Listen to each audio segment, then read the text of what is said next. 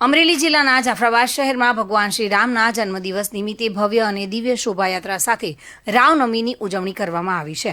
ભગવાન શ્રી રામચંદ્રજીની રામજી મંદિર ખાતે મહાઆરતી કર્યા બાદ આ શોભાયાત્રાની જાફરાબાદના વિવિધ બજારોમાં પ્રસ્થાન કરવામાં આવ્યું હતું. વિશ્વ હિન્દુ પરિષદ, બજરંગ દળ, દુર્ગા વાહિની, માતૃશક્તિ, RSS તેમજ હિન્દુ સમાજના તમામ કાર્યકર્તાઓ શોભાયાત્રામાં જોડાયા હતા. શોભાયાત્રામાં વિશાળ સંખ્યામાં વાનર સેના આકર્ષણનું કેન્દ્ર બની હતી.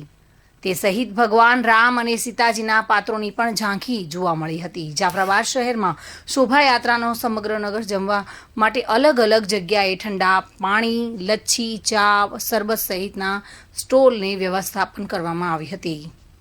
આ ઉપરાંત શોભાયાત્રામાં સેવાકીય કાર્ય કરનાર આગેવાનો અને ગ્રુપનું ટ્રોફી આપી વિશ્વ હિન્દુ પરિષદ અને બજરંગ દળ દ્વારા સન્માન કરવામાં આવ્યું હતું.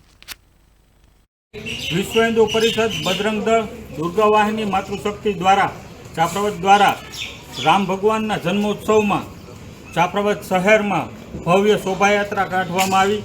તેમાં સમસ્ત ગામજનો, વેપારીઓ દ્વારા આખું જાફરાબાદ બંધ રાખ્યું અને હજારોની સંખ્યામાં ભાઈઓ તથા બહેનો જોડાણા અને તેમાં પોલીસ પ્રશાસનનો પૂરેપૂરો સાથ સહકાર રહ્યો. તો વિશ્વ Hindu Parishad, police on staff, PSI સાહેબ તથા GABના કર્મચારી તથા ગામ બંધ રાખ્યું તે બદલ વેપારી એસોસિએશન તથા હરેક જગ્યાએ ઠંડુ પીણું, છાશ, પાણી, આઈસ્ક્રીમ એવા દાતાઓ સિવાય પ્રસાદી રૂપે રાખેલું હતું. તો વિશ્વ હિન્દુ પરિષદ તેમનો પણ સૌનો ખૂબ ખૂબ આભાર માંગે છે.